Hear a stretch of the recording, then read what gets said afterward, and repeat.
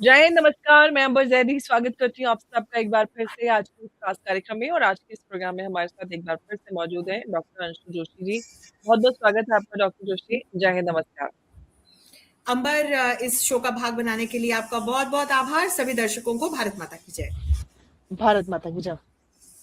अंशु जी, हम देख रहे हैं कि हमारे जो पड़ोसी मुल्क हैं, बांग्लादेश को भी हम देखें, शेख हसीना ने काफ़ी समय बाद फाइनली जो डिजिटल प्रेस कॉन्फ्रेंस की, जिसमें उनके बेटे भी शामिल थे। काफ़ी कुछ उन्होंने बातें रखी और बांग्लादेश वापस लौटने की भी बात कही है। जिसके बाद से बांग्लादेश में काफ़ी इनफैक्ट पहले से ही जब से उन्होंने अनाउंस किया था नाराज़गी है। लेकिन अब वो वापस लौटने की बात करें, उनके बेटे ने कहा कि ये वो बांग्लादेश नहीं है, ये पाकिस्तान बन चुका है।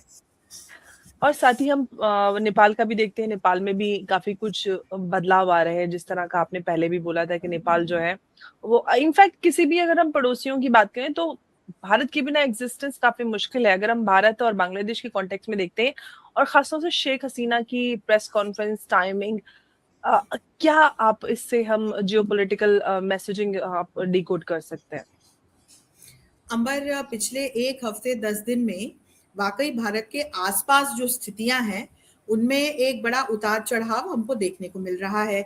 सबसे महत्वपूर्ण खबर आई बांग्लादेश के, यदि हम परिप्रेक्ष्य में देखें तो शेख हसीना अगस्त 2024 में उन्होंने अपने प्रधानमंत्री के पद से इस्तीफा दिया था।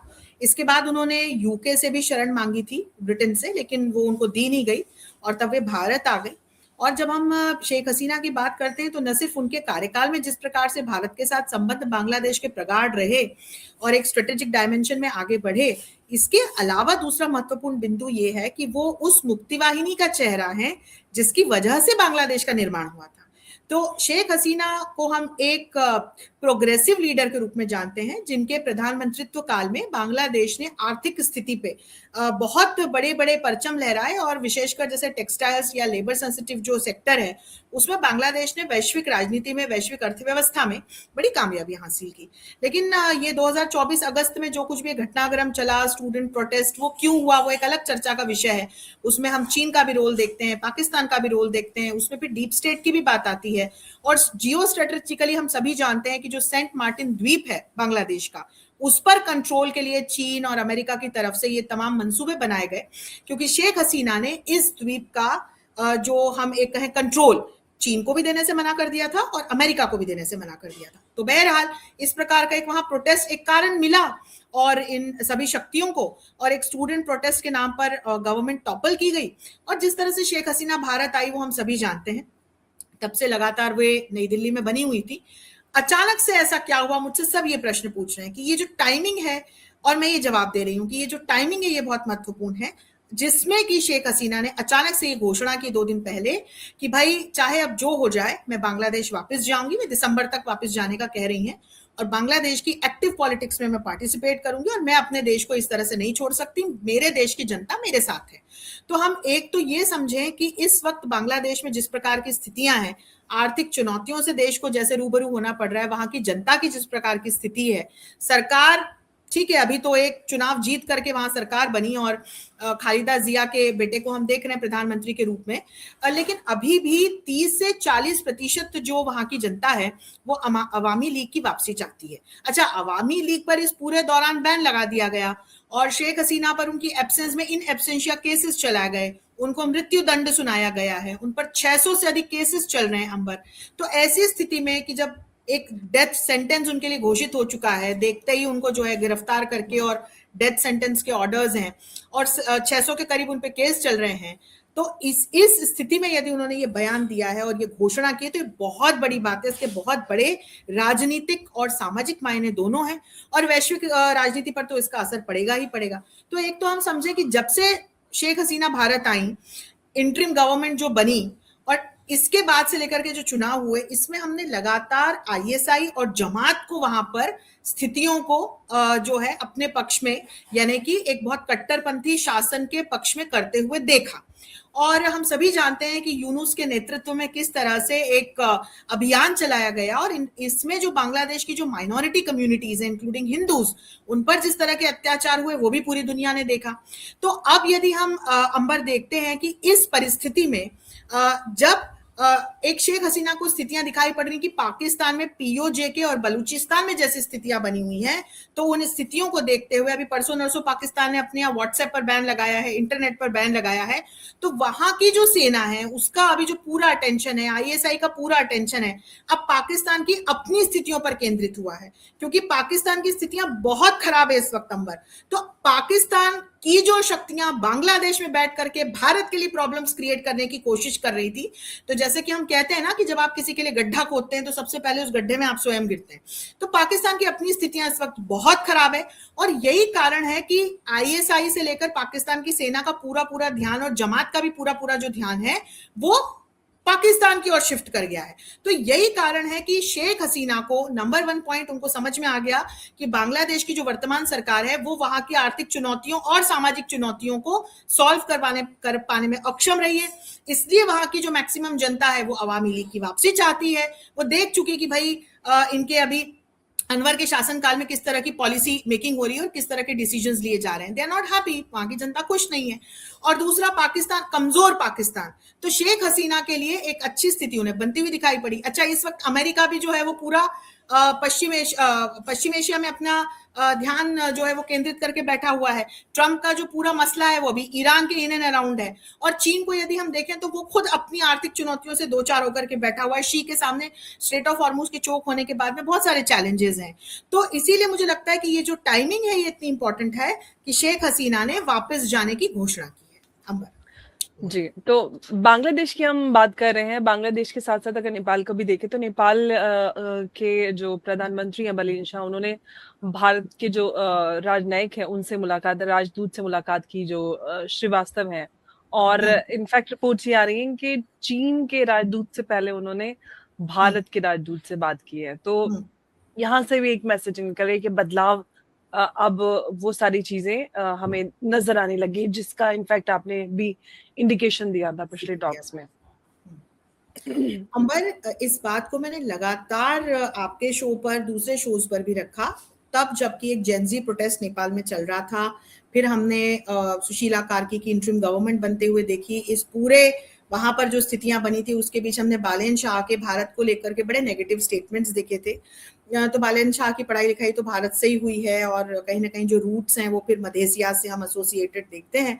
मैंने इस बात को बहुत जिम्मेदारी के साथ कहा था कि नेपाल जैसा देश और बालेन शाह जैसे नेता भारत जैसे देश से बहुत दूर रहते हुए या अपने नेशनल इंटरेस्ट्स को कॉम्प्रोमाइज करके और भारत के साथ अपने रिश्ते खराब करना अफोर्ड नहीं कर सकते हैं। और अब हम देखिए, अब हम बालेन शाह की जो पूरा एक पॉलिसी है उसमें हम एक यू टर्न आते हुए देख रहे हैं, जिसमें वे चीन और अमेरिका के राजदूतों से पहले भारत के राजदूत से मिल रहे हैं।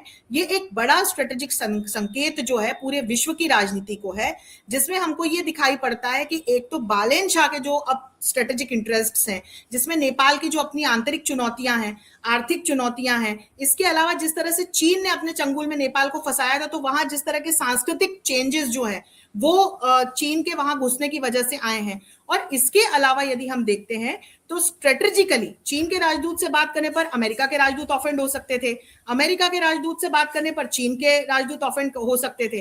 तो भारत जैसा देश जो एक इस प्रकार का शक्तिवान देश है कि जिसके साथ कोई भी देश जब जुड़ता है, कोई भी ग्रुप जुड़ता है, तो उसको कोई ऑफेंसिवली नहीं लेता है। तो बालेन शाह ने ये निर्णय लिया है कि वे पहले जो है हमारे भारतीय राजदूत से बात करके और भारत और नेपाल का जो एक स्ट्रेटेजिक विजन और मिशन है उसकी बात करेंगे, रोड मैप पर बात करेंगे।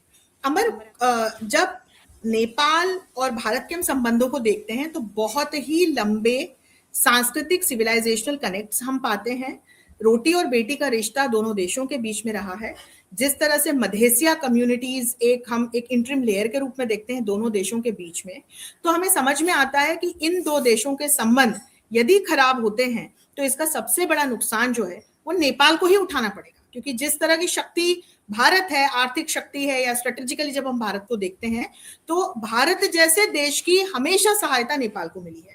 अब जब हम नेपाल के इतिहास को देखते हैं तो विशेषकर राजनीतिक इतिहास देखने पर पाते हैं कि बीते 2 दशकों में बड़े बदलाव वहां की राजनीति में आए, और राजशाही से हमने जिस तरह से ये पूरी लेफ्टिस्ट गवर्नमेंट्स का वहां एस्टेब्लिशमेंट देखा आंदोलनों के माध्यम से, इन लेफ्टिस्ट गवर्नमेंट्स ने क्या काम किया कि जो एक सांस्कृतिक ताना बाना नेपाल का था और भारत के साथ विशेषकर जो एक कल्चरल रिलेशंस थे उसको डिसरप्ट करते हुए वहां पर चीन का इन्वॉल्वमेंट इन्होंने बढ़ाया, और फिर चीन ने अपनी डेड डिप्लोमेसी के जाल में नेपाल को फंसाना शुरू किया। तो चीन क्या करता है, डेड डिप्लोमेसी के माध्यम से कर्ज देता है ऐसे देशों को, नेपाल जैसे देशों को, और फिर वहां की जो स्ट्रेटेजिक लोकेशंस हैं और वहां का जो कल्चर है उस पर वो अपना कब्जा जमाना शुरू करता है। तो बीते 8 से 10 वर्षों में मैं आपको बताती हूँ कि इस लेफ्टिस्ट गवर्नमेंट की वजह से, जो थैंकफुली अब हमको जाती हुई नजर आई, तो इसकी वजह से हमने देखा कि चीन ने अपनी भाषा यानी कि मैंडरिन वहां के स्कूलों में एक ऑप्शनल और फिर बाद में अनिवार्य सब्जेक्ट के रूप में प्रेजेंट कर दी थी। पहले जो हिंदी और संस्कृत वहां सिखाई जाती थी उसको डिस्कार्ड किया जाने लगा था। तो ये देखिए छोटे छोटे इस तरह के बिंदु हैं जिसके माध्यम से हम देख रहे थे कि नेपाल और भारत के बीच में जो पीपल टू पीपल टाइज हैं वो भी डिस्टर्ब हो रहे थे, और गवर्नमेंट टू गवर्नमेंट जो टाइज थे वो भी डिस्टर्ब हो रहे थे। तो बालेन शाह की जब सरकार बनी तो ये सभी को लगा कि बालेन शाह की सरकार इसी रास्ते पर आगे बढ़ेगी, लेकिन मैं इस बात को समझ पा रही थी कि धीरे धीरे नेपाल की जनता, नेपाल के नेता और विशेषकर बालेन शाह जिस जनरेशन से ताल्लुक रखते हैं वो इस बात को समझ पाने में सक्षम होंगे कि चीन धीरे धीरे किस तरह से नेपाल को अपने चंगुल में, अपने जाल में फंसा रहा है, और इसका नुकसान नेपाल की राजनीति को, नेपाल के समाज को उठाना पड़ेगा, नेपाल की अर्थव्यवस्था को उठाना पड़ेगा।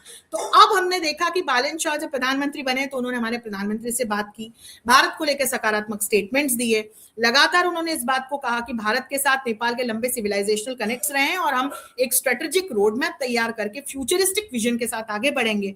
ये एक सुखद रहा इस तरह के स्टेटमेंट्स में, जो उनके पहले के स्टेटमेंट्स थे और अब के स्टेटमेंट्स में बदलाव। और अब जब उन्होंने भारत के राजदूत से बात करने की बात की तो निश्चित तौर पर ये एक बड़ा सकारात्मक संकेत है, और भारत के लिए भी नेपाल को हम एक बफर देश के रूप में देखते हैं जब हम चीन की ओर नजर डालते हैं। तो फिर यहां नजर आता है कि दोनों देशों के लिए एक विन विन सिचुएशन हमको फिर से नजर आती है। And I have cross fingers की ये मुलाकात के बहुत अच्छे परिणाम हो, टेंजिबल आउटकम्स निकले, और दोनों ही देश फिर से जिस तरह से ये इतना एक एंशिएंट हिस्ट्री में हम झांक के देखते हैं कि एक लंबे कनेक्ट्स दोनों देशों के बीच में रहे हैं, मुझे लगता है उसी रोड मैप पर ये लोग आगे जाएं। जी जी, लेकिन पाकिस्तान को भी हम देखते हैं तो पाकिस्तान ने मक्का पैक्ट साइन किया जिसमें सऊदी अरेबिया, टर्की और वो शामिल है। हालांकि सऊदी और पाकिस्तान के बीच में ऑलरेडी डिफेंस पैक्ट साइन हुआ था कुछ ही महीने पहले, लेकिन इस सब के बाद ही जो उनके डिफेंस मिनिस्टर है ख्वाजा आसिफ, उनका बयान आता है, वो कहते हैं कि भाई इजराइल और इंडिया को जो इस्लामिक नेटो है वो अब उनके साथ डील करे, और जिस तरह से लोग टेररिज्म को बढ़ाते हैं एंड एवरीथिंग, जो उनका अपना एक नैरेटिव है। और इनफैक्ट जो नेटो का क्लॉज 5 है उसको, आर्टिकल 5 उसको लेकर भी उन्होंने कहा कि वैसा ही सिमिलर होना चाहिए। जी, तो सवाल अब ये है कि पहले से ही अब, और इनफैक्ट उसके बाद तो पहले भी यही हुआ था जब डिफेंस पैक्ट हुआ था, उसके फौरन बाद सऊदी पे हमला हो रहा है, इधर से भी ईरान से, यमन से। तो वो तो जो जिस वो उसकी बात कर रहे हैं आर्टिकल 5 की, वो तो कहीं भी इम्प्लीमेंट नहीं हो रहा, ना तो पाकिस्तान आया ना टर्की आया। तो इस तरह के पैक्ट्स का मतलब क्या है? उधर बैक होम पाकिस्तान में देखते हैं तो पाकिस्तान में जो शिया लीडर्स हैं, क्लरिक्स हैं, वो कह रहे हैं कि आप ये ईरान के अगेंस्ट कर रहे हो और ये पाकिस्तान के इंटरेस्ट में नहीं है। जी, तो how do you see this? Ambar, देखो हम इस बात को समझें कि ईरान लंबे समय से अपने सुप्रीम कमांडरशिप को लेकर के इस्लामिक जगत का प्रणेता कहलाना चाहता है।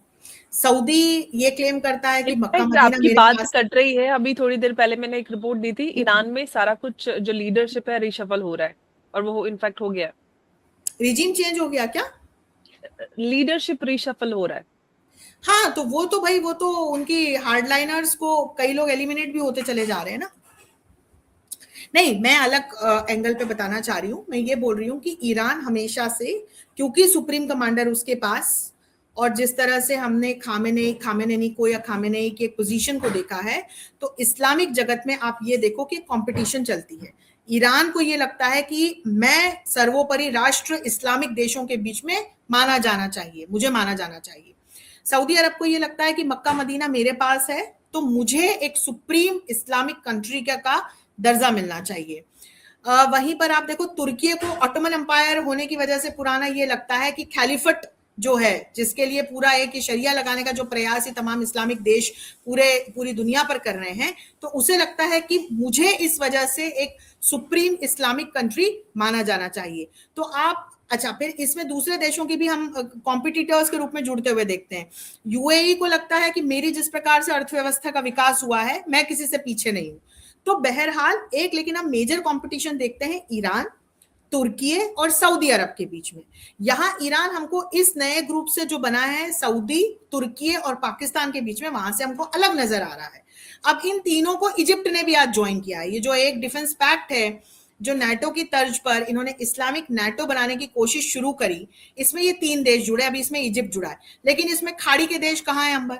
दूसरा, जो ये कलेक्टिव सिक्योरिटी का सिद्धांत है, ये बहुत महत्वपूर्ण सिद्धांत है, और ये हम अंतरराष्ट्रीय राजनीति जब इसके कंसेप्ट या थ्योरीज पढ़ाते हैं तो हम बताते हैं कि आप ये देखो कि ये लिबरलिज्म का एक सिद्धांत है, लिबरलिज्म की थ्योरी का एक सिद्धांत है, कलेक्टिव सिक्योरिटी का सिद्धांत, कि एक पर अटैक यानी सब पर अटैक माना जाएगा, ताकि आर्मामेंट को रोका जा सके, कम से कम किया जा सके। लेकिन देखो इसका प्रयोग कहां हो रहा है?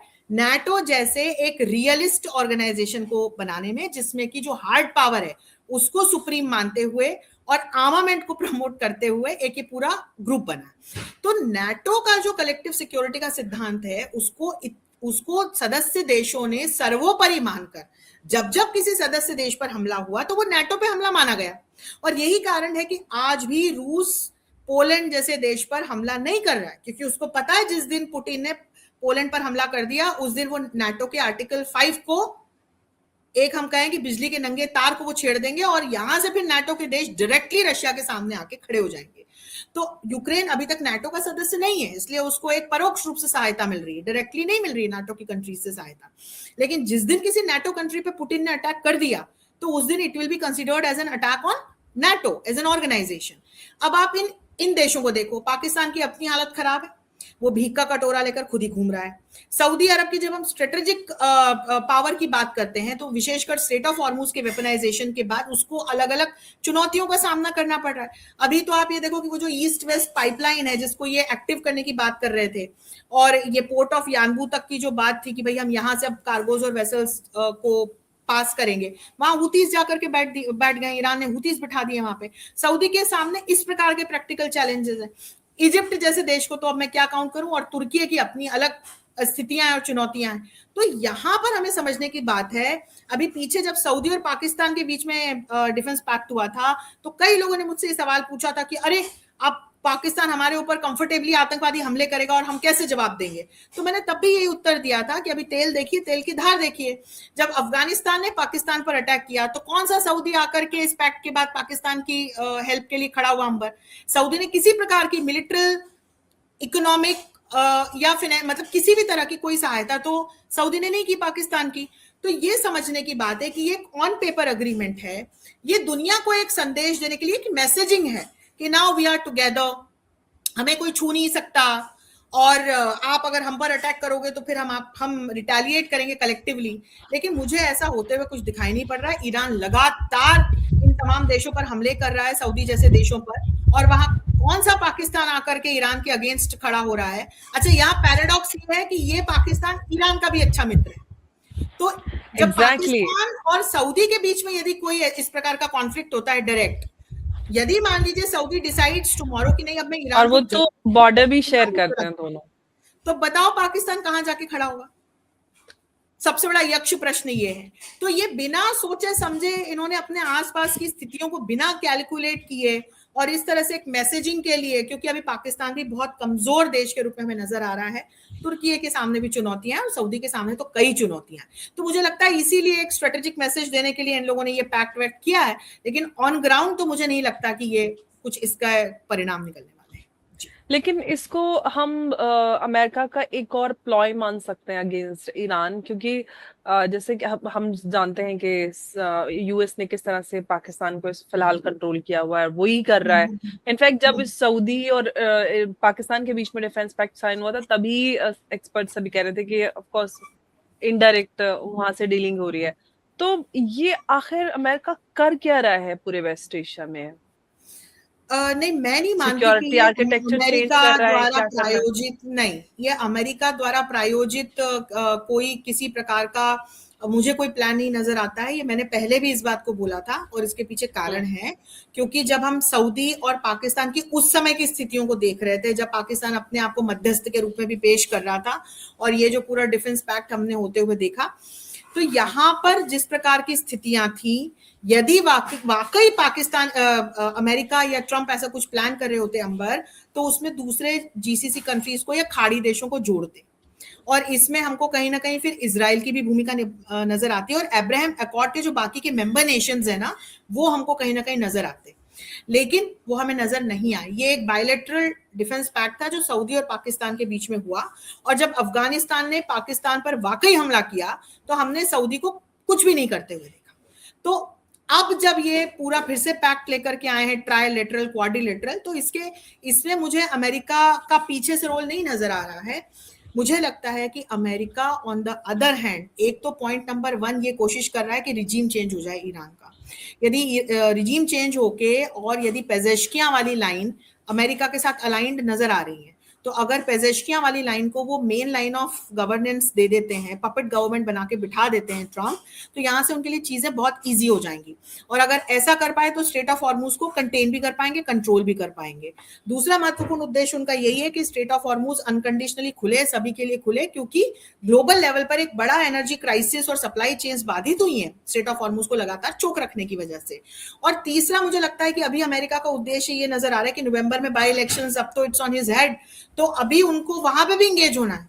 तो ट्रम्प को लग रहा है कि कैसे ना कैसे करके एक यहां से एक एग्जिट लें, एक विक्टोरियस अपने आप को दिखाते हुए। क्योंकि एक बात और समझना, यदि आज से 4 महीने पहले ट्रम्प एक हारे हुए सिपाही की तरह भी वापस लौटते तो बाई इलेक्शंस पर बहुत नेगेटिव असर नहीं जाता, लेकिन अब तब जबकि बाई इलेक्शंस बिल्कुल सर पे हैं, तब यदि ट्रंप को हारा हुआ घोषित किया गया या अमेरिका को हारा हुआ घोषित किया गया एक वैश्विक स्तर पर, तो जनता में बड़ा खराब मैसेज जाएगा। और यदि आप अमेरिका को देखें तो पूरे शीत युद्ध के दौरान जिस तरह से अमेरिका ने सुपर हीरोज अपने क्रिएट किए थे अगेंस्ट रशिया, ये तमाम जो कंसेप्ट है ना, मिस्टर अमेरिका के, सुपरमैन, स्पाइडरमैन, ये तभी के कंसेप्ट्स हैं। ये एक बहुत हार्ड पावर को वैश्विक स्तर पर पोर्ट्रे करने का तरीका होता है अपनी सॉफ्ट पावर से, कि ये मतलब this is how US is, nobody can touch us. ये एक साइकोलॉजिकल वॉरफेयर का महत्वपूर्ण हिस्सा रहा है अमेरिका का। तो जिस तरह की एक सुपरमैन की इमेज वहां के प्रेसिडेंट की होती है ना, तो मुझे नहीं लगता कि Trump can afford now at this time कि अब वो एक हारे हुए सिपाही की तरह लौटे। तो या तो अब ये और इंटेंसिफाई होता हुआ नजर आएगा हमको वॉर, हो सकता है आगे बूट्स ऑन ग्राउंड भी हमको दिखे ईरान में to topple the entire IRGC वाला रिजीम, या स्ट्रेट ऑफ हॉर्मूज में हमको कुछ एक्टिविटीज दिखाई पड़ सकती हैं। लेकिन ये पाकिस्तान, सऊदी, तुर्की, इसमें मुझे नहीं लगता कि ट्रंप पड़ेंगे, क्योंकि ये सारे देश मिलकर के भी ईरान के सामने आकर के नहीं खड़े होंगे, विशेषकर पाकिस्तान, क्योंकि यदि ये ट्रंप ने कराया होता तो उनको पता है कि इसमें पाकिस्तान कम से कम ईरान के सामने जाकर के नहीं खड़ा हो सकता है। सो इसमें मुझे लगता है कि ये इन लोगों ने एक अपना मसल फ्लेक्स करने के लिए ना, पाकिस्तान, तुर्की, सऊदी ने अपना पूरा एक पैक्ट बनाया है, इसको आज इजिप्ट ने ज्वाइन किया। बिल्कुल। तो ऑफ कोर्स क्योंकि इस्लामिक नेटो का जो ये कॉन्सेप्ट है बहुत सालों पुराना है, लेकिन कभी मटेरियलाइज नहीं हो पाया, क्योंकि ऑफ कोर्स हम सब जानते हैं कि हर किसी को, जो भी इस्लामिक वर्ल्ड में, सबको अपनी अपनी लीडरशिप आगे लाने का की होड़ में लगे रहते हैं। उसमें ईरान भी है, उसमें ईरान का तो खैर एक शिया मुल्क है, तो वो इस हिसाब से अलग हो जाता है। फिर ये सुन्नी कंट्रीज आ जाते हैं, सुन्नी इस्लामिक कंट्रीज, तो उसमें फिर उनमें भी विद इन दोज कंट्रीज अपना एक कंपटीशन है। तो कहीं ना कहीं वो जो एक्चुअल ऑब्जेक्टिव है, आपको लगता है कि वो अचीव कर पाएंगे? क्योंकि मुझे तो लग नहीं रहा है, क्योंकि उसके नेक्स्ट डे ही यमन में इनकी तरफ से उधर हुतीज ने, उधर ऑफ कोर्स ईरान के भी लगातार चल रहे। तो फिर what is the purpose of signing such pacts? सिर्फ जैसे आप बोल रहे हैं, सिर्फ मसल फ्लेक्स करने के अलावा और भी कुछ और हो सकता है? क्योंकि इतना बड़ा पैक्ट सिर्फ मसल फ्लेक्स करने के लिए है। यदि ये पैक्ट एक्चुअल है और कलेक्टिव सिक्योरिटी के सिद्धांत को यदि वास्तविक रूप से ये देश मानते हैं, तो फिर एक आर्म्स को लेकर के, टेक्नोलॉजी को लेकर के, स्ट्रेटेजिक इंटरेस्ट्स को लेकर के हम इस प्रकार की डील्स को देख सकते हैं आगे पीछे, जो इन देशों के बीच में बायलैटरली या मल्टीलैटरली हो सकती है। लेकिन हम इस बात को समझें अंबर, अगर इन देशों का वाकई में उद्देश्य defence pact, actual defence pact और कलेक्टिव सिक्योरिटी के सिद्धांत पर आधारित एक डिफेंस पैक्ट को करना है, तो इनके बीच में बायलैटरली या मल्टीलैटरली हम इस प्रकार के आर्म्स का आदान प्रदान या टेक्नोलॉजीज का आदान प्रदान या एक दूसरे को फंडिंग जैसी जो एक्टिविटीज हैं उनको यदि हमने देखा होता तो हम कह सकते थे कि हाँ, इनके बीच में इस प्रकार का कोई वाकई में डिफेंस फ्रेमवर्क को लेकर के ये आगे बढ़ रहे हैं। अगर पाकिस्तान पर जब अफगानिस्तान ने हमला किया तब अगर सऊदी आकर के मिलिट्रली या अपने फंड्स के साथ किसी भी रूप में पाकिस्तान के साथ खड़ा होता, तब भी हम इस बात को मान सकते थे कि हाँ भाई, ये जो सऊदी और पाकिस्तान के बीच का डिफेंस फ्रेमवर्क हुआ ये सीरियसली हुआ है। तो मैं उदाहरण देती हूँ, जब ईयू के साथ हमने डिफेंस फ्रेमवर्क साइन किया है या हमने जो एफटीए साइन किया है, mother of all deal sign की है, तो उसके बाद हम लगातार देख रहे हैं कि एक मोमेंटम बना हुआ है। अलग अलग एमओयूज पे अलग अलग देशों के साथ हम बायलैटरली मल्टीलैटरली काम कर रहे हैं, उसके टेंजिबल आउटकम्स आ रहे हैं हमारे सामने, जो हमने अलग अलग एरियाज में क्लॉजेस साइन किए हैं इस एफटीए के, या जो डिफेंस फ्रेमवर्क भी हमने ईयू के साथ साइन किया है। तो उसमें विशेषकर डिफेंस के क्षेत्र में को मैन्युफैक्चरिंग को लेकर के, प्राइवेट सेक्टर के स्टेक होल्डर्स को जोड़ने को लेकर के हम काम कर रहे हैं। अगर पाकिस्तान, सऊदी, तुर्की, इन देशों के बीच का डिफेंस फ्रेमवर्क एक्चुअली हुआ है तो आगे हमको 2 से 4-6 महीने में इस पैक्ट का कुछ मोमेंटम दिखाई पड़ेगा, टेंजिबल आउटकम्स दिखाई पड़ेंगे। ऐसा नहीं होना चाहिए ना कि ये हवा में विलीन हो जाए, जैसा कि हमने सऊदी और पाकिस्तान के बीच के फ्रेमवर्क को होते हुए देखा। सऊदी और पाकिस्तान के बीच का डिफेंस फ्रेमवर्क तो एग्जिस्टिंग है, तो आप मुझे बताओ कि वो आज कहां स्टैंड करता है? वो कहीं स्टैंड नहीं करता है। तो अफगानिस्तान ने पाकिस्तान पर हमला किया, सऊदी कहीं नहीं था। ईरान ने सऊदी पर हमला किया, पाकिस्तान कहीं नहीं था। It becomes null and void. उसी तरह से ये जो अब इन्होंने ट्राइलेटरल, क्वाड्रिलेटरल सिक्योरिटी, पूरा एक इस्लामिक नाटो जो बनाने की बात की है, विल सी कि फ्यूचर में इसके टेंजिबल आउटकम्स क्या निकल के आते हैं। And if there are no tangible outcomes, तब जैसा कि मैं कह रही हूँ कि एक रिफ्लेक्ट करने के लिए पूरी दुनिया को, मसल फ्लेक्स करने के लिए, या ये संदेश देने के लिए कि हम किसी से कम नहीं है, इन देशों ने ये पैक्ट। जी बिल्कुल, अगर मैं भी सऊदी के इस कदम को देखती हूँ तो मुझे लगता है कि सऊदी खुद अपने आप अपने कंट्री में इन्वेस्ट करके कुछ इस तरह के कदम उठा सकता है जिससे वो अपनी सिक्योरिटी आर्किटेक्चर को मजबूत कर सके, रादर देन के पाकिस्तान पे इस तरह से या किसी और कंट्री पे इस तरह से डिपेंड होने के लिए। क्योंकि अब ये मौका था उनके पास कि वो अपने ही देश के अंदर कुछ इन सारी चीजों को मजबूत करके आगे बढ़ सकते थे। एनीवे, जैसे कि आपने कहा, कुछ खास इसमें है नहीं, सिर्फ ये मसल फ्लेक्स करने के लिए ये सारी चीजों को किया गया। बहुत बहुत धन्यवाद डॉक्टर जोशी, आपने इस चर्चा में जुड़ने के लिए। नमस्कार, जय हिंद, जय भारत। हमारी इतनी महत्वपूर्ण चर्चा का मुझे भाग बनाने के लिए बहुत बहुत नमस्कार। सभी दर्शकों को भारत माता की जय। भारत माता की जय।